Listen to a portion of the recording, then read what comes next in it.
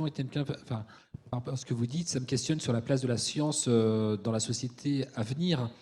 Aurélien Marot, vous disiez tout à l'heure, enfin, en introduction, que nous vivons une crise climatique, écologique sans précédent. Aujourd'hui, quand les scientifiques parlent de climat ou de biodiversité, le futur n'est pas réjouissant et l'idée de progrès est bien loin.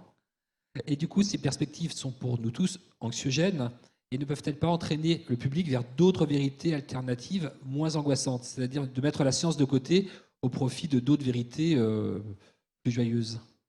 Bah, écoutez, d'abord, moi, je dirais que ça m'agace un peu, non pas ce que vous dites, hein, bien sûr, mais cette histoire de vérités anxiogènes ou de, voilà, ou de climato-angoisse ou je ne sais quoi. Non, mais attendez, soyons sérieux.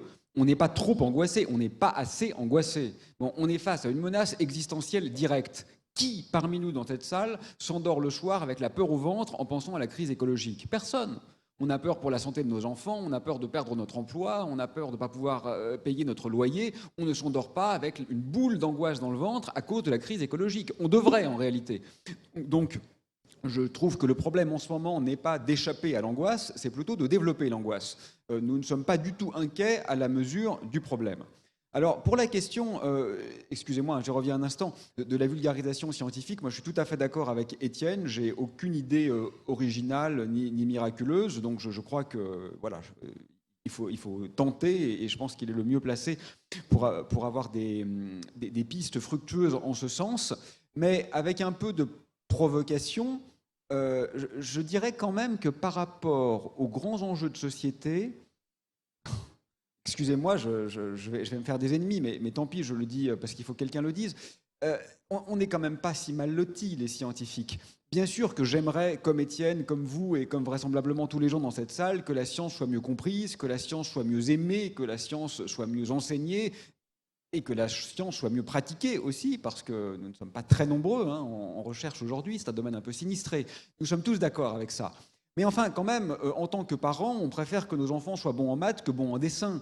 Donc, quand même, la science a déjà une posture quand même presque hégémonique dans la hiérarchie des valeurs de notre société. Je vais dire un truc extrêmement provocateur, mais pour être honnête, je le pense un peu, en fait. Donc, je vais m'autoriser à le dire. Moi, je crois que par rapport à la catastrophe écologique, que je pense être une méta-catastrophe, on a plus besoin d'artistes que de scientifiques. Bien sûr, il faut des scientifiques pour nous expliquer les problèmes. Bon, mais enfin, maintenant, à moins d'être Donald Trump, on les connaît, les problèmes. Bon, pour l'essentiel.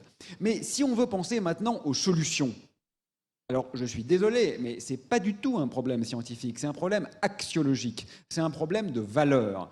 Et je suis encore plus effaré par la place dérisoire qui est donnée à l'enseignement et à la pratique des arts, par exemple, dans les cursus scolaires, qu'à celle qui est donnée à la pratique des sciences.